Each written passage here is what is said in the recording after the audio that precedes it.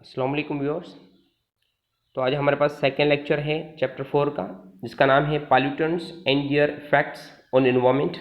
तो इसका लेक्चर 1 हमने पढ़ लिया है, जिसमें हमने इंट्रोडक्शन दिया था इस चैप्टर का। तो सबसे पहले हम इस चैप्टर में हम ये देखेंगे कि भाई पॉल्यूशन क्या है, उसकी क्या डेफिनेशन है। Pollution is defined as the undesirable change. Pollution क्या है? ये एक अनडिज़ायरेबल चेंज है।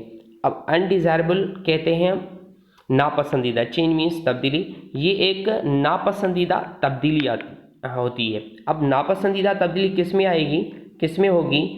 एयर में भी हो सकती है, लैंड में या फिर वाटर में। मतलब जब प्योर एयर या फिर प्योर लैंड या फिर प्योर वाटर में जब नापसंदीदा तब्दीली आ जाए, that is called the pollution. अब ये अनडिजायरेबल चेंजेस कैसे आती हैं? सपोज करें कि देखिए हमारे पास क्या है, एक एयर है। Air is the mixture of different gases. Okay, इसमें मेनली हमारे पास हम जानते हैं नाइट्रोजन है। नाइट्रोजन का रेशो क्या है भाई? नाइट्रोजन का रेशो 78% होता है। ओके, और इसी तरीके से अगर हम ऑक्सीजन की बात करें तो इसमें ऑक्सीजन इज़ 21%। और बाकी हमारे पास अदर गैसेस होंगी, अदर गैसेस 1% है। ओके, ये एक हमारे पास जो है इसकी कंपोजिशन है एयर की। लेकिन सपोज करें जब इस कंपोजिशन में मतलब अगर दूसरी चीज़ें आ जाती हैं, दूसरे सब्सटेंस आ जाते हैं, या फिर हम कहें कि दूसरी गैसेस इंक्लूड होंगी इस एयर में, तो जैसे हमारे पास होता है भाई कार्बन डाइऑक्साइड। हम जानते हैं कि हम व्हीकल्स जो गाड़ियाँ इस्तेमाल करते हैं बहुत ज़्यादा धुआं निकलता है, और वही कार्बन डाइऑक्साइड हमारे इन्वायरमेंट में जाएगा, तो उस इन्वायरमेंट को क्या करेगा? पॉल्यूट कर देगा। मतलब ये जो है हमने एक्स्ट्रा सब्सटेंसेस जो हैं वो हमने ऐड किए किसमें? इस प्योर एयर में। या फिर हम कहते हैं कि जो वाटर वेपर्स हैं CH4, इसी तरीके से हमारे पास CO होगा, कार्बन मोनोऑक्साइड, या नाइट्रोजन के जो कंपाउंड्स होंगे NOx, नॉक्स, या फिर सल्फर के जो कंपाउंड्स होंगे। जब ये सारी गैसेस जो हैं ये हमारे प्योर एयर में मिक्स हो जाते हैं, तो अब एक अनडिज़ायरेबल कंडीशन क्रिएट हो जाती है। अब ये जो चेंजेस आ गई, अब ये एयर प्योर एयर नहीं कहलाएगी, तो अब इसको हम कहेंगे undesirable changes, that is called the pollution. तो इसी तरीके से हमारे पास सपोज करें कि भाई एक वाटर है, हम जानते हैं केनाल में जो वाटर आएगा एक प्योर वाटर है। ओके, ये हमारे पास एक प्योर वाटर है, लेकिन हम जानते हैं कि भाई घर से या फिर इंडस्ट्रीज से बहुत सारा पानी जो है, जो वेस्टेज है, वो इंक्लूड हो जाता है इसमें, इस स्ट्रीम में।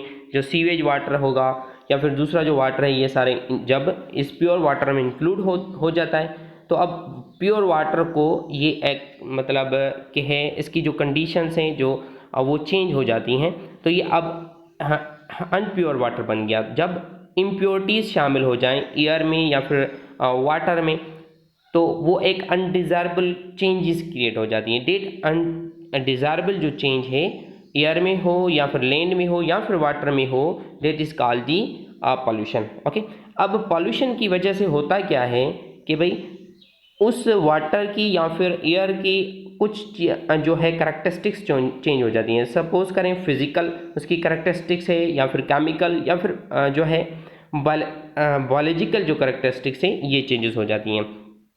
तो जब फिजिकल करैक्टरिस्टिक्स चेंज हो या फिर केमिकल या फिर बायोलॉजिकल, तो ये सारी चेंजेस आ जाती हैं उस वाटर में या फिर एयर में, that is called the simply pollution. अब उसके बाद जब ये वाटर पॉल्यूट हो गया या फिर एयर पॉल्यूट हो गई या फिर लैंड पॉल्यूट हो गया, अब इसकी वजह से क्या नुकसान हो सकते हैं? तो उसके बाद है कि भाई that harmfully effect the human life. अब इसका जो है बहुत गहरा असर होता है और नुकसानदायक असर होगा कहाँ पे? ह्यूमन लाइफ पे, या फिर जो अदर ऑर्गेनिजम्स हैं उनके ऊपर। सो यहाँ पे हमने देखा कि भाई क्या डेफिनेशन हो सकती है पॉल्यूशन की। So pollution is what? Pollution is defined as the undesirable changes in the physical, chemical or biological characteristics of air, land and water that harmfully affect human life and other organisms। अब हम ये देखते हैं कि भाई suppose करें water की कौन सी जो है करैक्टरिस्टिक्स हैं। सबसे पहले हमारे पास वाटर की फिजिकल करैक्टरिस्टिक्स आ जाती है। अब फिजिकल करैक्टरिस्टिक्स में कौन कौन से पैरामीटर्स हैं? टेम्परेचर है, जब इम्प्योरिटीज़ प्योर वाटर में शामिल हो जाती हैं तो उसकी वजह से जो वाटर का जो टेम्परेचर है वो चेंज हो जाता है। इसी तरीके से अगर हम प्योर वाटर में कोई जो है दूसरे सब्सटेंसेस ऐड करें, या फिर हम कहेंगे जो है अनप्योर वाटर जब उसके अंदर ऐड हो जाता है तो वो पॉल्यूट वाटर कहलाएगा, तो उसका टेस्ट भी चेंज हो जाता है। ओके, अगर हम उसको प्योर वाटर को टेस्ट करें या उसको टेस्ट करें तो एक बहुत ज़्यादा इसमें डिफरेंस होगा। इसी तरीके से वाटर के जो कलर हैं वो भी चेंज हो जाएगा, ऑर्डर उसका चेंज हो जाएगा। तो ये जो पैरामीटर्स हैं इसको हम फिजिकल पैरामीटर्स कहते हैं, या फिर हम फिजिकल कैरेक्टरिस्टिक्स ऑफ वाटर कहते हैं। इसी तरीके से केमिकल कैरेक्टरिस्टिक्स होते हैं, जैसे एसिडिसिटी जो है या फिर बेसिसिटी जो है, जो तेजाबियत है वो वाटर की चेंज हो जाती है। इसी तरीके से उसका जो वेपर प्रेशर है या फिर थर्मल कंडक्टिविटी है, ये भी हमारे पास केमिकल कैरेक्टरिस्टिक्स ऑफ वाटर में आ जाते हैं। तो ये सारी चीज़ें चेंज होंगी वाटर की जब वाटर जो है इम्प्योर बन जाएगा या फिर पॉल्यूट होगा। उसके बाद है बायोलॉजिकल कैरेक्टरिस्टिक्स ऑफ वाटर।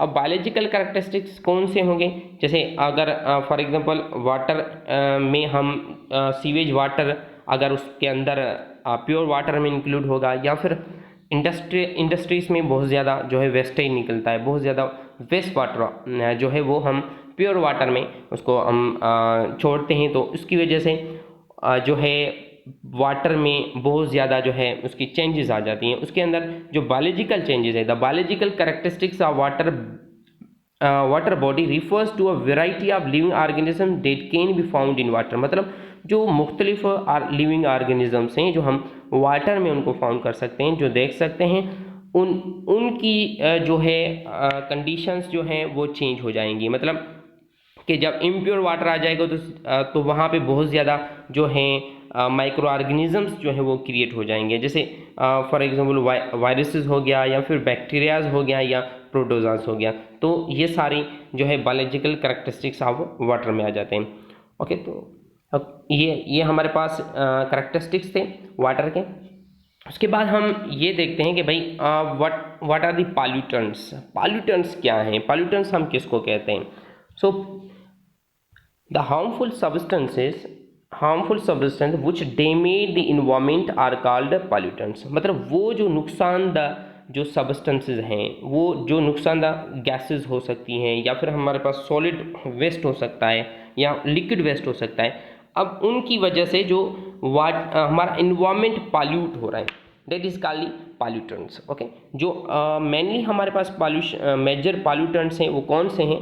वो है हमारे पास कार्बन डाइऑक्साइड। ओके, हम जानते हैं कि हम व्हीकल्स यूज़ करते हैं, गाड़ियाँ यूज़ करते हैं, और जो है उस गाड़ियों से बहुत ज़्यादा जो कार्बन डाइऑक्साइड है वो एग्जॉस्ट होता है, और वही जो कार्बन डाइऑक्साइड है हमारे एनवायरनमेंट को डैमेज कर रहा है। और उसके बाद वाटर वेपर्स भी इसी तरीके से काम करते हैं। हमने पीछे डिस्कस किया कि जब एयर में वाटर वेपर्स आ जाएं, कार्बन डाइऑक्साइड आ जाएं, तो हमारी एयर जो है वो जो है पॉल्यूट हो जाती है। इसी तरीके से हमारे पास सल्फर डाइऑक्साइड है, कार्बन मोनोऑक्साइड है, ऑक्साइड्स ऑफ नाइट्रोजन है, और क्लोरोफ्लोरोकार्बन्स हैं।